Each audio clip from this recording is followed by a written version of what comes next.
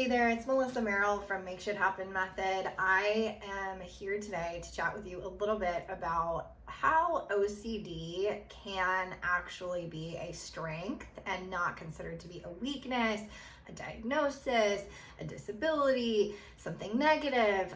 It can actually really be positive. It's actually how I started my entire business and ran a successful professional home organization business here in San Diego for about 9 years.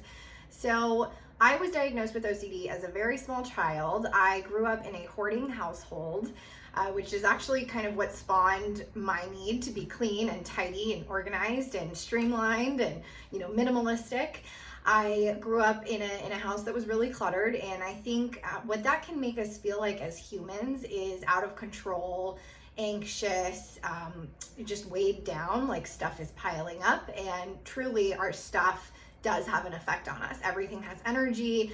You can watch a few of my other videos on, why it's important to declutter and downsize and let go and stop living in the somedays and what ifs.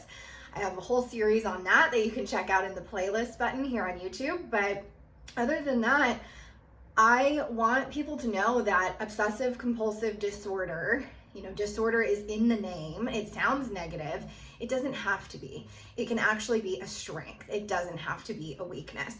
I'm gonna take my glasses off because I see there's a little bit of glare. But yeah, basically I'm Melissa, started this company in San Diego. I ran it for 9 years. I was able to grow and scale and legitimize it and create an LLC and hire a staff and serve a territory of about 100 miles here in Southern California. I was known as kind of the Marie Kondo of San Diego, if you will. And all of that happened because I stopped being scared about OCD. Oh, OCD, okay, well, I have to touch corners on certain things, or some people wash their hands a lot, or some people turn light switches off and on, or some people have little tics, like, I don't know, maybe they, move their neck like this when they get anxious or things like that. I actually play with my hands a lot, and people make a big joke that I talk with my hands. I'm Italian and Greek and Turkish, and I do a lot of this, but my little, anxiety trigger is kind of like fidgeting.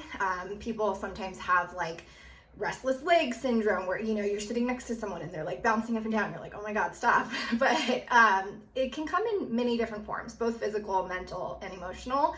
And depending on the severity of it, I have been able to overcome it. I'm in my 30s now. And as a kid, I actually had to have parent-teacher conferences with, my mom and my fourth grade teacher. I'll never forget, had to have a sit-down meeting with my mom because my OCD was just out of control in the classroom. And we actually had to implement like a squeeze ball. I don't know if you guys remember those like stress balls, that you can squeeze.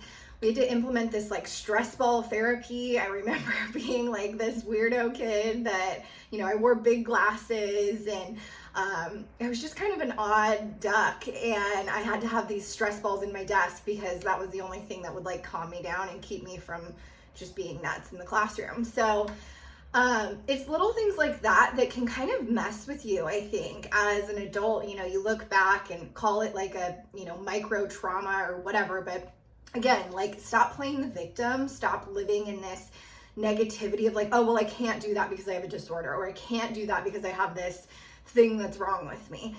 I never chose to look at it that way. I was like, this is actually my superpower. This is what created the drive in me to start my own company and to help others get organized, because my brain works that way. I can look at a room that is piled high to the ceiling with boxes and bins and old clothes and random paperwork and mail, and I can go, this is exactly how this is going to go, and this is exactly how this is going to get organized, and I'm going to use this bin for that, and I'm going to put that over there. And it's like playing Tetris. And your brain, when you're wired to be like a professional organizer, right? That's your gift. That's your superpower. That's your strength.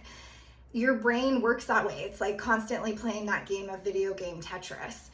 And so I just, I wanted to put out this video, just if anybody is going through the feelings of, imposter syndrome, starting your professional home organization business, or feeling like, you can't do certain things in life because of this disorder or this weakness or whatever. Actually, it's a strength, in my opinion. So I have a couple podcast episodes that I've done on other people's shows about this as well. If you go to makeshithappen.biz/press, You can actually listen to a few of the podcasts I've been on that kind of talk about my organizing journey, how I became an organizing queen, so to speak, here in the San Diego and Southern California area.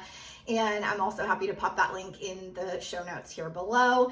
So feel free to DM me, reach out to me on Instagram, reach out to me through my website if you have any questions. I'll continue to be putting out these videos, hopefully on a pretty regular basis, but I hope that you got some nugget of gold out of this.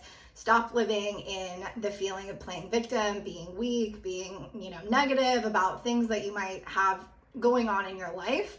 It's time to really step up to the plate and use those superpowers, use those gifts that you've been given in this lifetime.